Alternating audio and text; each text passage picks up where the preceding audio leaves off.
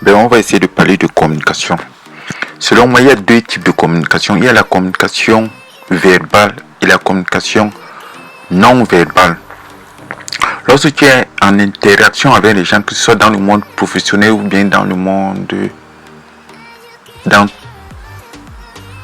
ton quotidien, que ce soit dans le monde professionnel, que ce soit dans un cercle amical ou bien dans un cercle familial ou bien dans la vie de tous les jours, soit tu es en contact avec les gens ou tu communiques avec les gens par les mots, par les expressions. Si tu vas utiliser le mot, donc ça veut donc dire que tu vas émettre une idée et ton idée va aller vers en utilisant la communication, en utilisant le langage. Donc il y a l'émetteur et le récepteur. Là tu communiques, tu dis des choses, tu es obligé de parler. Et si on applique la communication verbale dans les relations amoureuses, tu es en mode séduction. Or la séduction est un comportement typiquement féminin. Étant donné que les hommes ne sont plus attirants, ils sont obligés de prendre les codes féminins simplement. En prenant les codes féminins, ils veulent ressembler aux femmes. Parce que les gens les ont fait croire que tout ce qui se ressemble s'assemble. Donc forcément en copiant les femmes, donc forcément en étant complice aux femmes, donc forcément en essayant d'être proche des femmes, donc forcément en essayant de faire croire aux femmes qui sont comme eux, qu'ils comprennent leurs désirs, leurs besoins. Les femmes vont forcément les aimer. Donc ils sont dans ce qu'on appelle la réciprocité. Parce qu'ils estiment que les femmes sont dans la réciprocité. Donc je te donne, tu me donnes. Je te fais croire, je te fais comprendre que je suis comme toi. Je te donne de l'amitié, toi tu dois me donner l'amour en retour. Mais le problème c'est que ça ne fonctionne pas comme ça.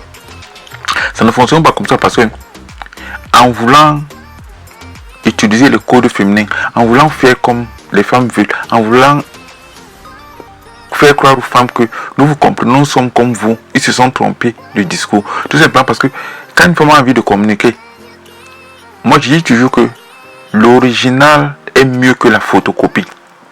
Quand une femme a envie de communiquer, elle ne va pas appeler un homme. Quand une femme a envie de communiquer, elle appelle sa copine. Parce que les femmes ont plus de choses à se dire.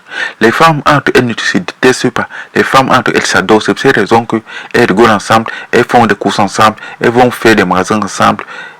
Elles discutent toujours ensemble. Lorsqu'une fille est amoureuse, elle appelle sa copine pour essayer d'avoir des informations, pour essayer de savoir comment il faut faire, comment il faut se comporter. Donc l'idée qui consiste à faire croire aux hommes que il faut renier sa masculinité, il faut renier sa virilité, il faut renier ce qui fait partie de... Il faut renier le genre. Prendre les codes féminins comme ça, la femme va t'aimer, elle va avoir envie de sortir avec toi.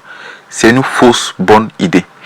Bon, je vais aborder le deuxième élément que j'ai relevé dans mon introduction, c'est la communication non verbale. C'est la communication non verbale. Or, la communication non verbale représente à peu près 80% de la communication qui va te permettre de susciter de l'attirance vis-à-vis des femmes, de susciter de l'attirance, de l'attraction, de susciter les vrais rapports avec les gens. Parce que c'est pas ce que tu dis qui est important, mais c'est la manière dont tu te comportes en société. Les gens, parfois, tu arrives quelque part, la personne va dire que cette personne-là, je ne la sens pas.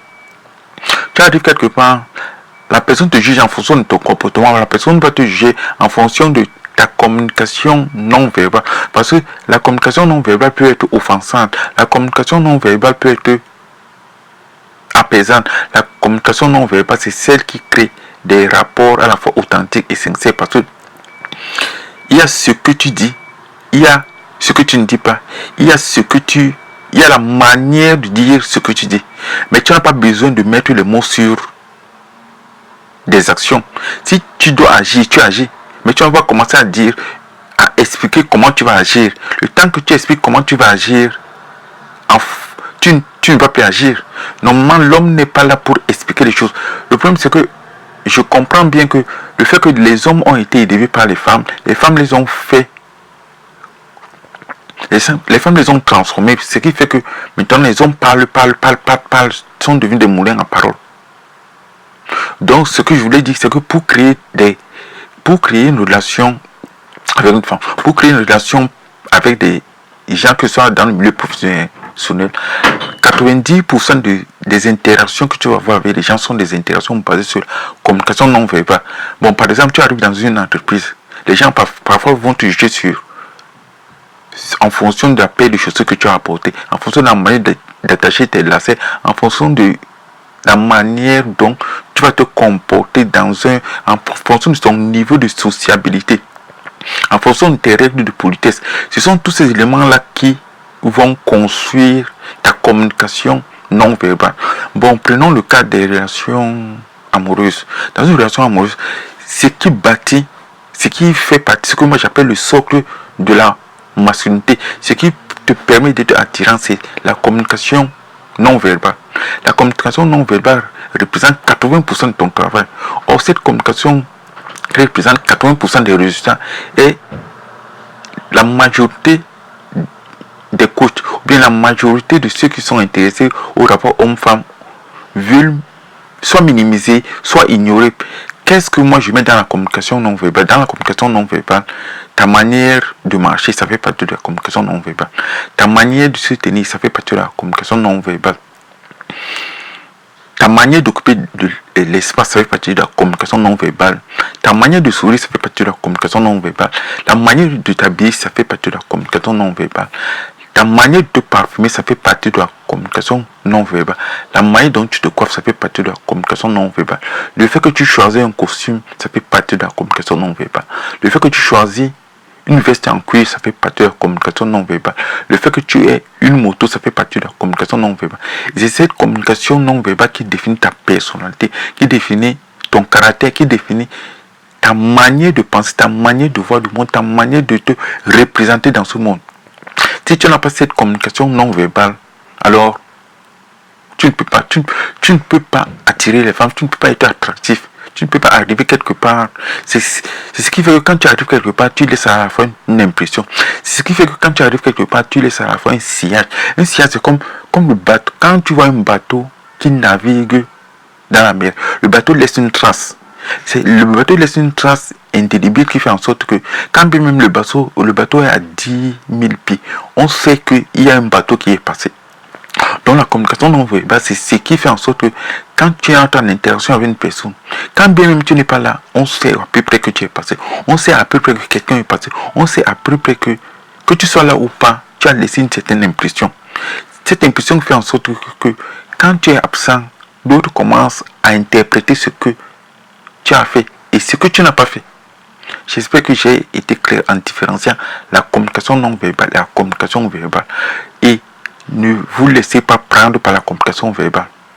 Du genre communication d'influence. Qu'est-ce que la communication d'influence? Ce n'est que de la fumisterie, ce n'est que de la pure connerie. C'est de la manipulation très simplement.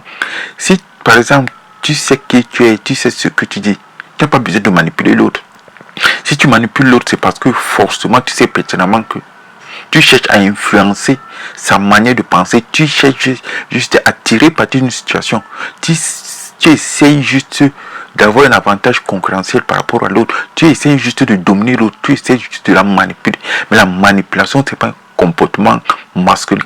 La manipulation, la perfidie, c'est un comportement typiquement féminin. C'est pour cette raison que je vous ai dit que quand une personne vous parle trop de communication, trop de verbalisation, trop de bavardage, trop de blablabla, c'est parce que dans sa construction, cette personne a été éduquée par une femme. Étant donné que cette personne a été éduquée par une femme, il fonctionne avec ce mot-là. On lui a fait comprendre que avec des mots, tu peux changer des choses. Avec des mots, tu peux changer des gens. Non.